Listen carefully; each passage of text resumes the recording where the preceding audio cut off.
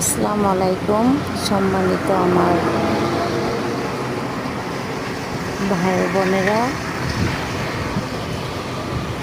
আমি আজকে যে স্থানটা আপনাদের দেখাচ্ছি সেটা হলো আমাদের ময়মনসিংহ বিভাগের জামালপুর জেলার আমলাপাড়া যে স্থান আছে সেটা ফৌজদারি মোড়ের আশেপাশে যে আমলাপাড়া আছে। দেখুন সিনারিগুলো এত সুন্দর, মানে খুবই নিরিবিলি, অনেক সুন্দর, দেখতে অনেক ভালো লাগে।